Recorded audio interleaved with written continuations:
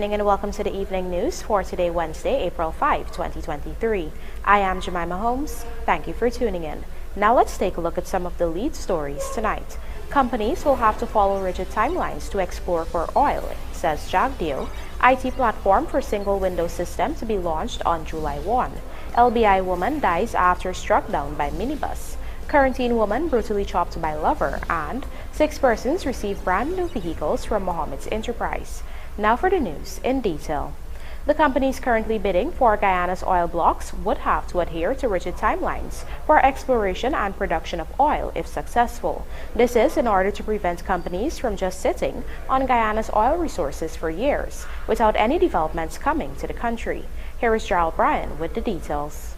Making this pronouncement was Vice President Dr. Barry JAGDEO during the Local Content Summit on Tuesday. The Vice President explained that the government's intent is to ensure activities are always ongoing in the oil and gas sector. We have said it carefully that all that we are doing is to sustain the level, and we do so aggressively and unashamedly to sustain high levels of activities for the next, at a minimum, 15 years. And that means licensing the new FPSOs consistently, encouraging investment. It means going out, as we have done, to an auction in the manner that we have done so. JAGDEO noted that there can be between 5 and 14 investors in the oil blocks currently on auction. This is because the blocks have been limited to no more than 3 per investor. One thing is clear, however.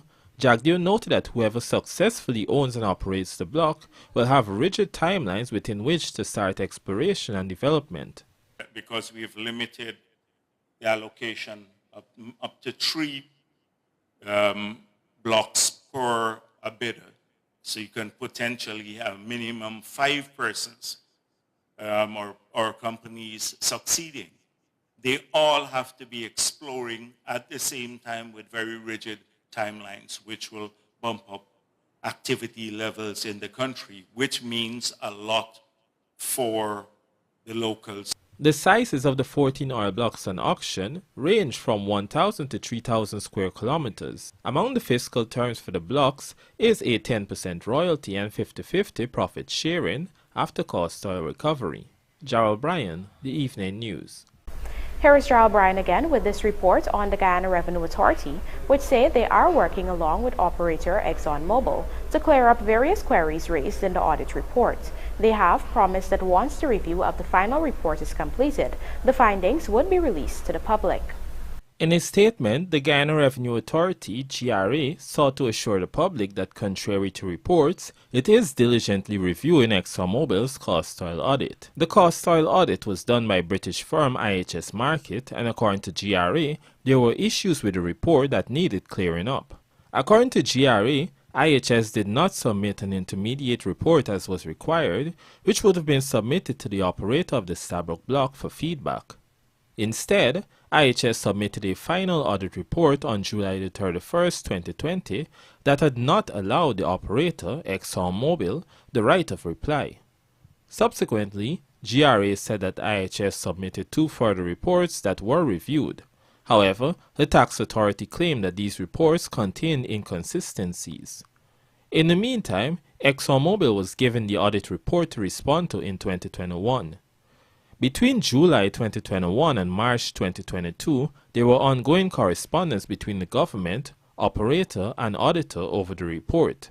As of now, active review of the final report is still continuing by GRA and the Ministry of Natural Resources. According to GRA, it will release its findings when that review is completed. In its final report, IHS Markit had flagged contested expenses of over US $200 million, which ExxonMobil had claimed on the cost oil. Vice President Barry JAGDEO had said on Tuesday that if the oil major is unable to justify these expenses, they will not be allowed. Gerald Bryan, The Evening News. Authorities are gearing up to launch the information technology platform for the single window application system within a few months, bringing the country one step closer to improving the public's ability to conduct seamless transactions with government agencies. Find out more in this Vanu Manikchand report. This project is progressing well within our budget and our timeline. We have achieved several milestones to date on both on the policy level and the operational level. We have already had staff from the Ministry and Central Housing as well as with the consultant working with the IT team to ensure that the system is enhanced both in terms of transparency, predictability, and efficiency to the process. That was Minister of Housing and Water Colin Crowell providing an update on the single window application system, for which a $202 million contract was signed in December to develop its information technology system. Minister Crowell noted that another round of consultations will get underway on the administrative aspect before the official launch in a few months. So that they will be ready when we are expected to launch the IT platform on July 1st of this year. That's only a few months away. We will also roll out aggressive public relations program, education and marketing strategy to enhance the awareness of the new system. Ladies and gentlemen, I am confident that this system, when we introduce fully, will make the present application and approval system more efficient, as well as enhance the ease of doing business with government agencies. This new modern technology application system will now allow the Central Housing and Planning Authority to act as a single point of entry for all planning and development applications. It will also allow members of the public to efficiently access services and track the process of their applications electronically. The implementation of the single window system forms part of the government's efforts to create a business-friendly environment and improve the ease of doing business through an electrical portal that allows investors to submit planning and building permits and check the status of permits from anywhere in the world. Reporting for the Evening News, Vanu Manak-chan. Luanda McAllister joins us now to report that over $80 million in tractors, trailers, and subventions have been handed over to 9 national democratic councils in Region 4. Here is more. The handing over of the $80 million worth of equipment was done by Local Government and Regional Development Minister Nigel Darmalal on Wednesday. Darmalal shared his hope for residents within the communities to recognize the government's commitment towards the community enhancement and development. We hope that this shows our commitment as a government, and more specifically President Ali's vision towards integrating our local democratic organs into our communities in a way that they become more responsive as well as active in ensuring that we're able to address the concerns of our communities. Each NDC will receive 1 tractor and 1 trailer that is meant to aid in the maintenance of community infrastructure, enhancement of the environment, and in day-to-day logistics. The government also intends for this equipment to be part of their intervention to ensure communities are kept clean on a more regular basis. Cleanup for us is an ongoing thing. So we're not using it anymore as an event, as used to happen in the past. But it has to be a way of work for us, and it has to be part of the day-to-day culture of our citizens. So we would try as much as possible to work with residents in Georgetown and other local democratic organs across the country to encourage them to maintain their communities. I'd like to use this opportunity again to invite our neighborhoods, our residents, to, even if it's just in front of their yard, keep it clean. If they see people doing illegal dumping within their communities or along any street or roadway, then please report it so we can take action.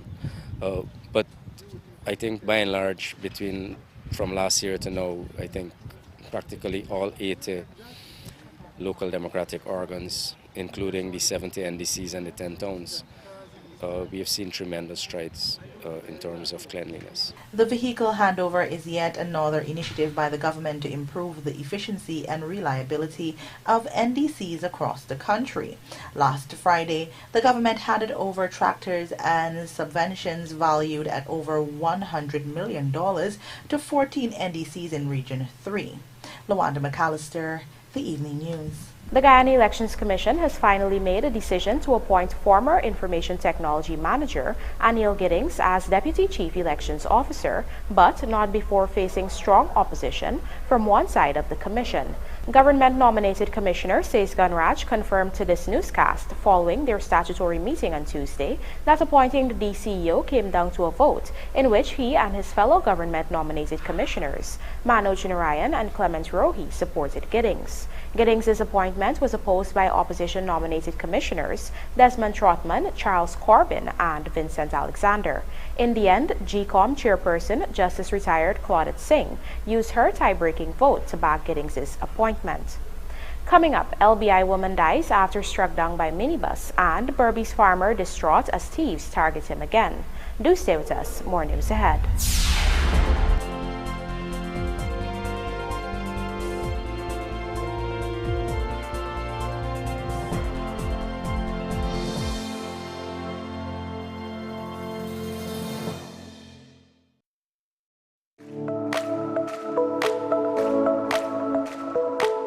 Optic offers great patient care that is tailored for my entire family. At Optic, a wide selection of affordable optical frames and optical services are available to fit your budget.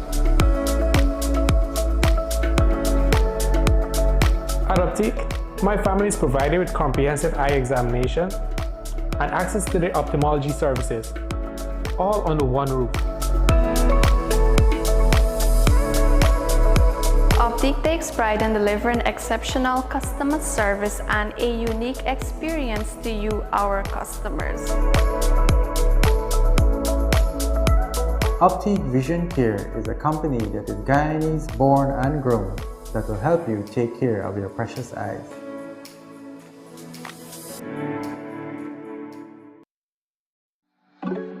Thousands of hinterland residents will soon have access to world-class healthcare services right in their communities.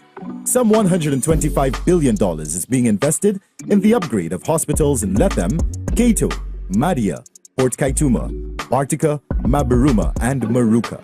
Improved healthcare is just one of many ways oil revenues will be used to support developmental projects.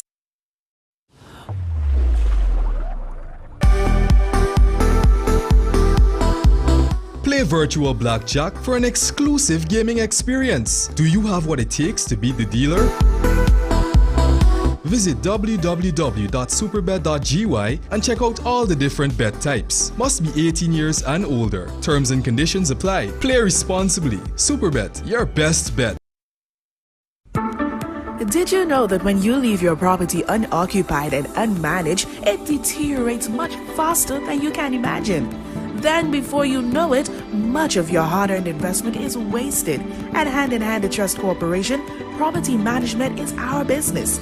Whether you travel for long periods, live overseas, or have several properties that require managing, let us at Hand in Hand Trust Corporation take care of this for you. Your property is safe with us. Hand in Hand Trust Corporation Incorporated, a member of the Hand in Hand Group of Companies.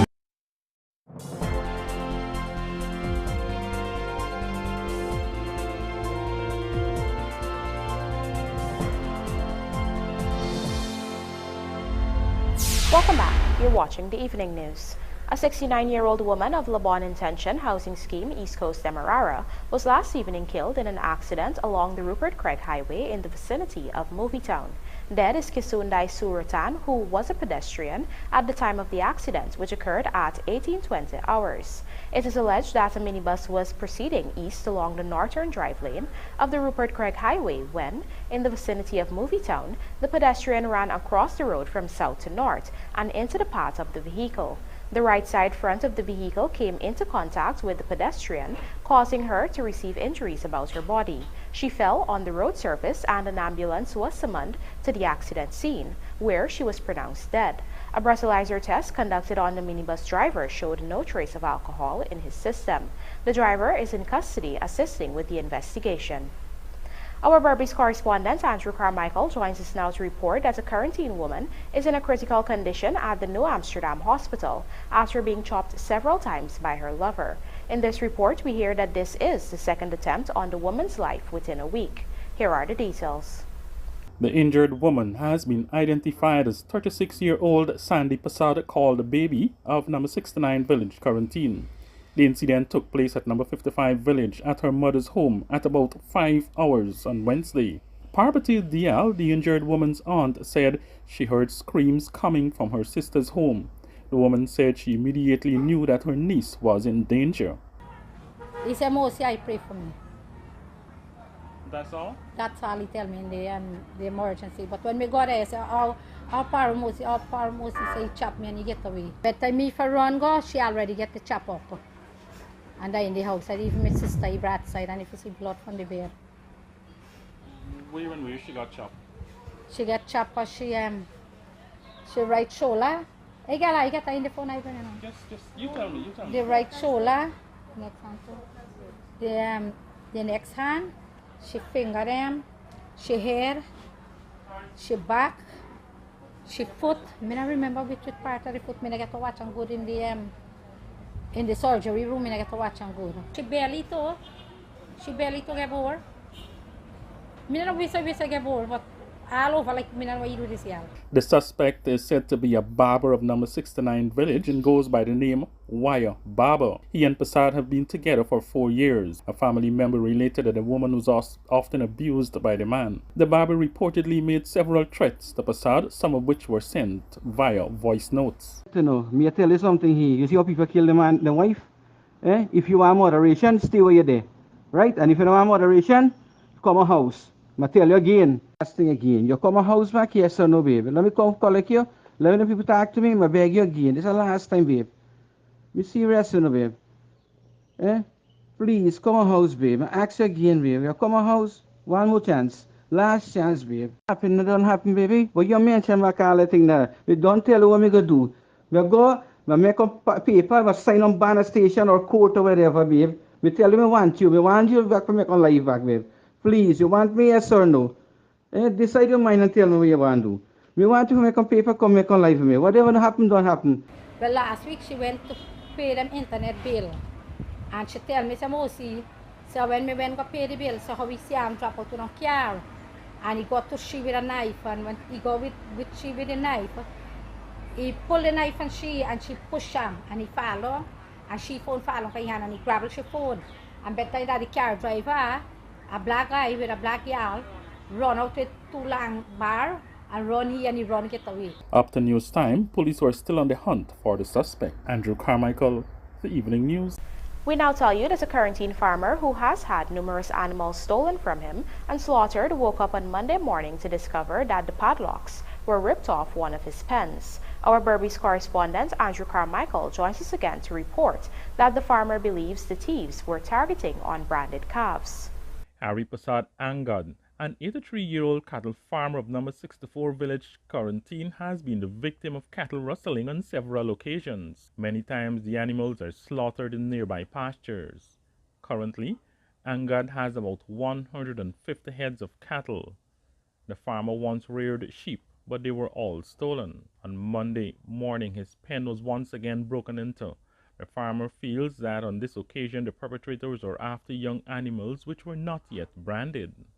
I come last night and break the lock and the gate and the mesh and all the cow come out. So I say, any cow gone? He say, no. So he go wrong and just search.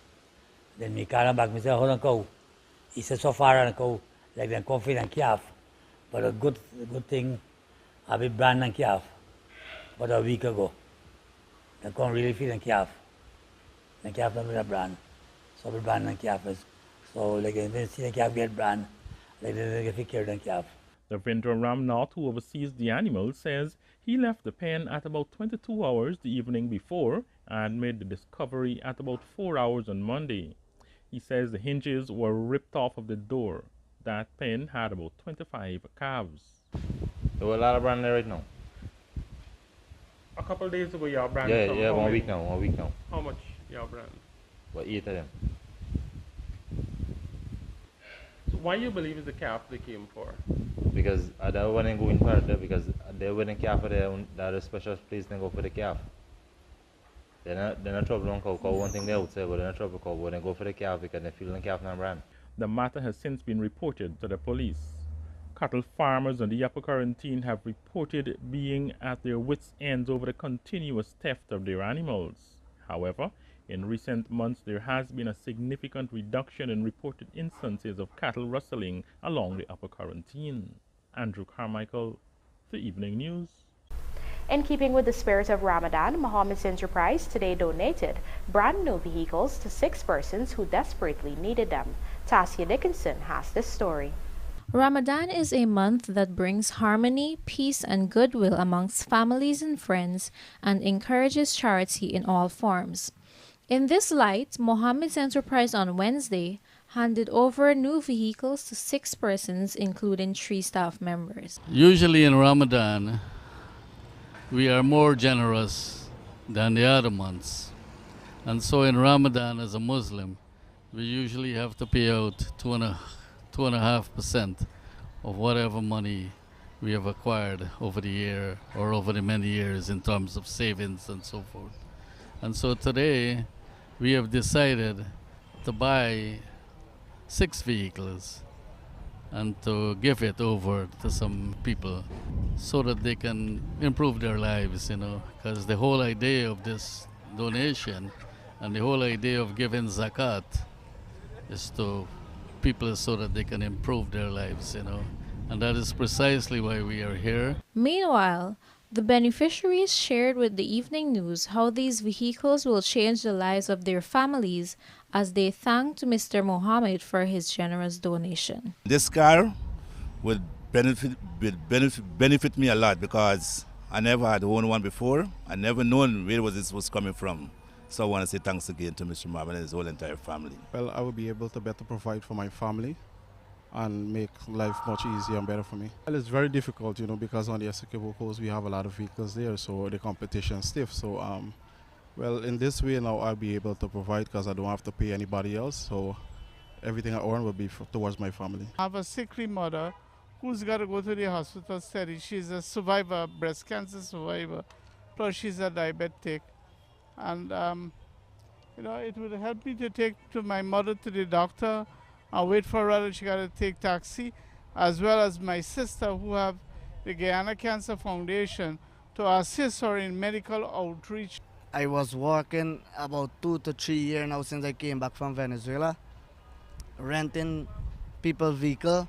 Every week I used to pay weekly 30 to 35,000 weekly. I used to work transportation bus, and I appreciate this action that this brother Mohamed has done for me. Happy, beneficial in terms of transportation wise and so on, because I wake up early morning to catch bus to come down. Sometimes you knock off late and so on. Transportation be hard sometimes. So I really thankful, it come here real good. Owning a vehicle is very important right now because as a family man and transportation wise very hard. So I'd like to thank Mr. Mohamed and the entire family to present me this brand new vehicle. I really appreciate it. Tasia Dickinson for the Evening News. And now for a look at the bridge reports. The Damarara Harbour Bridge is scheduled to be closed on Thursday, April 6th to add 4 hours 15 for a period of 1.5 hours. Meanwhile, the Berbish River Bridge is scheduled to be closed on Thursday, April 6th to add 16 hours 40 for a period of 1.5 hours. Jockeys excited for Easter Sunday horse race and Milo newcomers Potentia Mackenzie High, brimming with confidence. Details of these stories and more in this podcast, sponsored by MacCorp, coming up on the other side of the break.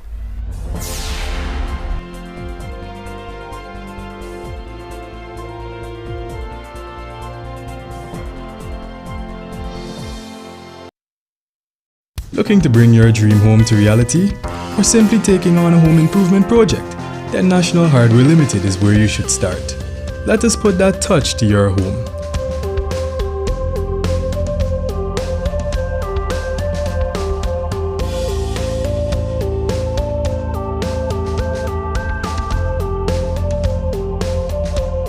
Choose from over 1,000 Berger Paint original hues for any surface.